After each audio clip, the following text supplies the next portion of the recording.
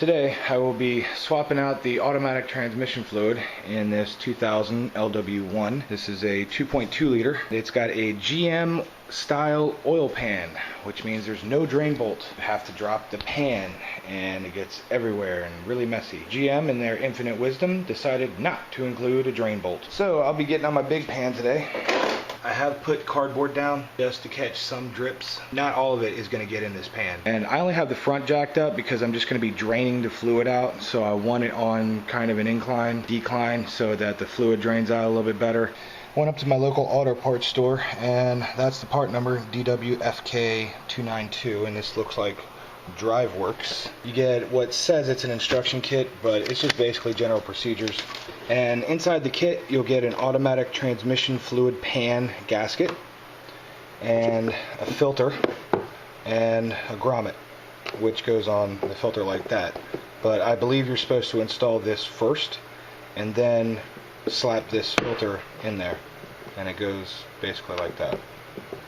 It is a seal encased with a band, a metal band. And I believe this procedure will be the same for all L-Series Saturns. And that includes the LW1, LW2, LS1, LS200, LS300, the entire gamut of L-Series Saturn vehicles. Because they're all going to be GM and they're all going to have GM style oil pans. Now, since the car's on an incline, I want to try and get the lowest point on that pan, which I think is going to be this corner over here. I don't know what that thing is. A little lock tab. It's not fully locked either. At least 3, and those look kind of small. Those look like 7mm. I know this is GM, and it's probably going to be SAE, but I'm so used to doing everything in metric now. One of the bad things about 8mm is that I need this 3/8 inch adapter, which means I'm going down to a smaller torque. Therefore, I'm trying to tell me something. Don't use that much torque when you put these bolts back in. These things are just hand tight. And yeah, I want to wear gloves for this.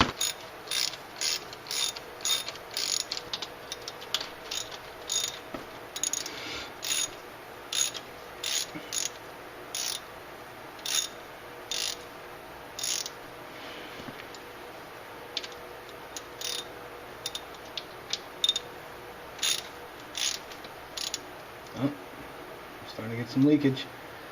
See that? Drip, drip, drip. Oh shit. Yep.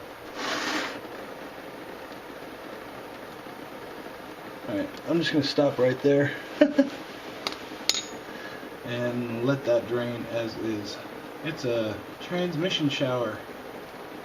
Yay! That's what it sounds like. It sounds like a shower or rain. Kind of relaxing. I think I'm going to go to sleep now. And yes, it is all being caught in the pan. I'm not sure if I've spilled a drop yet, but when it comes time to actually take the pan off, yeah, it's gonna drip everywhere. Alright, so let that drain for however long it's gonna take to drain at that rate, and I'll be back when it's done draining. Actually, now that it is coming out, I'm starting to see that it's a little bit darker color, almost like coffee. Not oil, or not engine oil. It's got an amber coffee color to it, so I think draining this fluid was a good idea. I undid this bolt and that bolt back there just to give me a little bit more room so I could flip this down just a little bit more. Let some more drain out of this back area. So this drain pan is much longer than this drain pan. You can see how far over that stretches. That's why you have to do it from one corner, because that's as big as the drain pan can take all the drips, and it will seep up and drip around the outer edges up to other bolts that are still attached.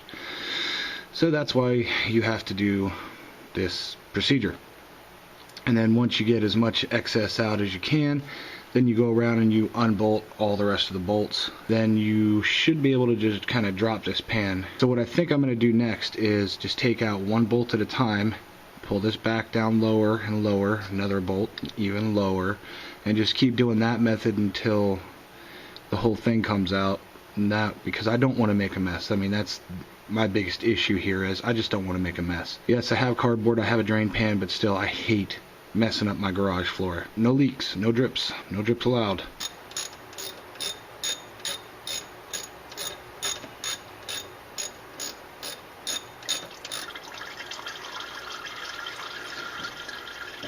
We'll stop right there and just let that keep draining.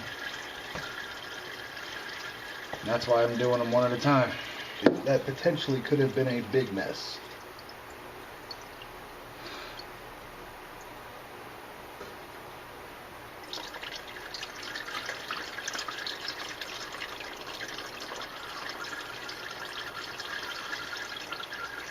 And just draining it takes 5 times longer. Why couldn't you put a drain bolt in there? Jesus Christ, man. Seriously. You make a mechanic's life easier and you will see increased sales. That's just freaking common sense. Because the mechanics are going to recommend your car because they like to work on them. They're easy. It's smart. It's simple. Efficient. And I think I'm just going to let that drip for a couple of minutes and come back when it's less drippy and take out my remaining 2 bolts. We are all done with all the drip stuff. I'm going to remove these 2 bolts and try and drop the pan into the pan. See if I can do this without getting all messy.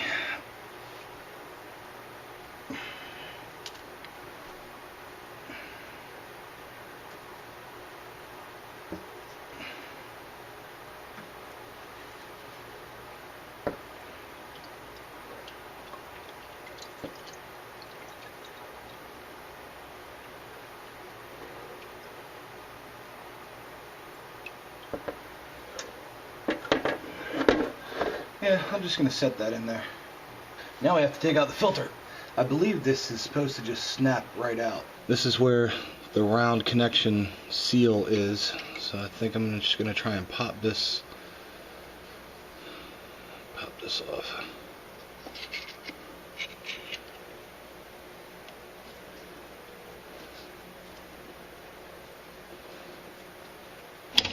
Oh, fuck. Alright. First spill, oh well. And that's why GM gets a big thumbs down. I'm gonna sell this car to a scrapyard and I'm gonna tell them to set it on fire before they crush it.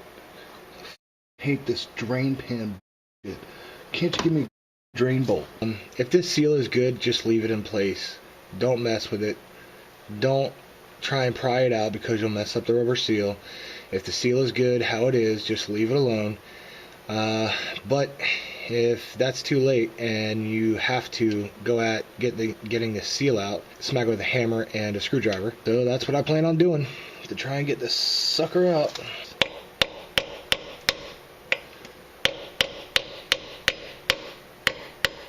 There we go. Now we're getting somewhere.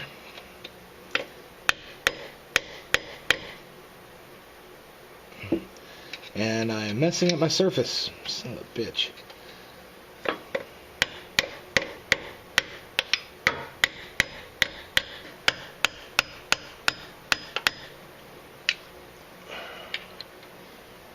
There we go.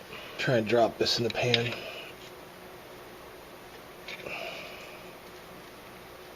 Look at that shit.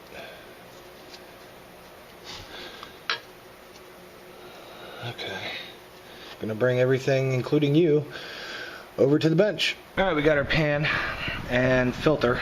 That's a good amount of fluid there. The magnet. Yep, that's the magnet right there. That is dirty. So I'm gonna clean this off with throttle body cleaner. Well, some differences that I noticed in the gasket. This is just a plain rubber gasket, and it looks like the OEM gasket has metal grommets on each hole. And this is also very stiff, and that indicates to me these seals will get stiff and brittle just like any rubber over time, but I believe that there is actually a metal layer inside of here just because of the way it feels. So anyway, I'm gonna go ahead and clean this up and replace this. Oh, and another difference is this one has a peg right here that is built into the gasket.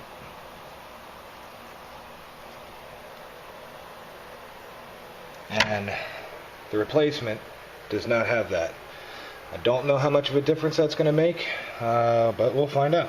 But there's no chunks and little amount of shavings that were in there, and so that's a good sign. And then we'll be ready to just slap this puppy right back in there along with the filter.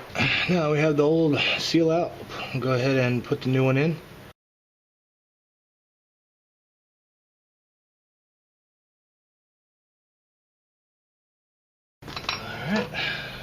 Looks like it's all snug in there. I should just have to pop my filter back in. I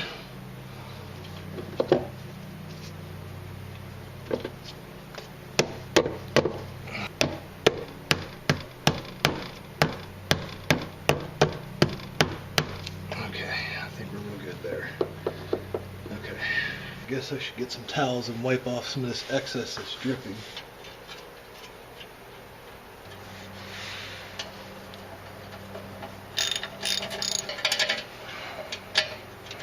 Make sure you can get through the gasket. Okay, so I'll be right back after I get all the bolts in. Okay, I have finished tightening down all these bolts, and the torque specs for these are 10 to 13 foot-pounds. So just take your torque wrench and you go all the way around and then fill it up. That's basically all there is to that. Coming at the car from the driver's side, transmission fill is right down there, and I have to unscrew that. So no dipstick, no method of checking the trans fluid. I don't think this car has a transmission dipstick. Fuck. I think for the L-Series, measuring the transmission fluid is going to be required in order to fill it correctly. How in the fuck do you check the level?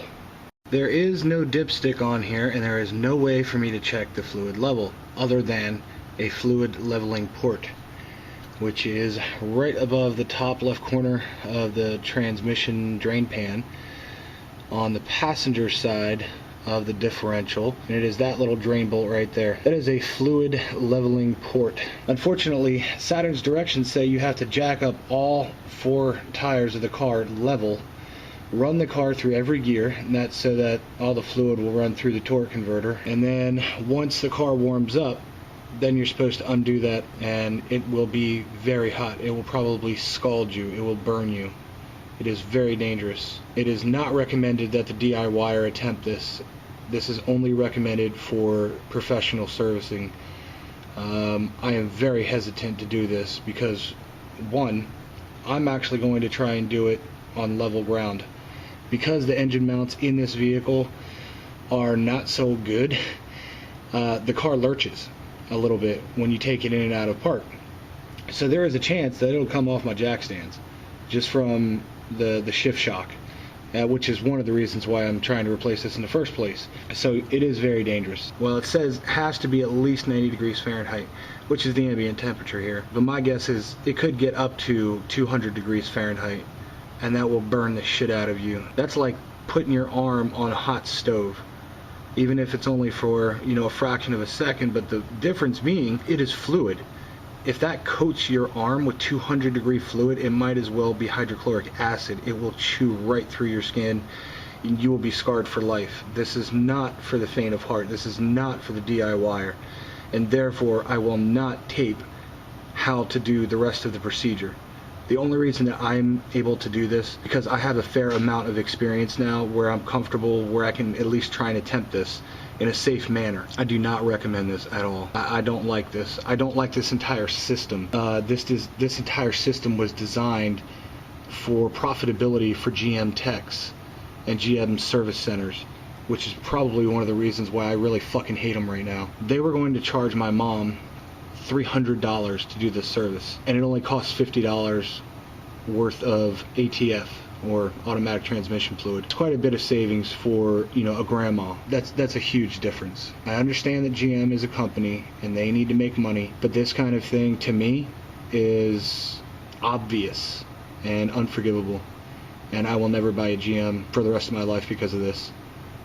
Seeing this is severely depressing. All they needed to do was make a drain bolt instead of a drain pan.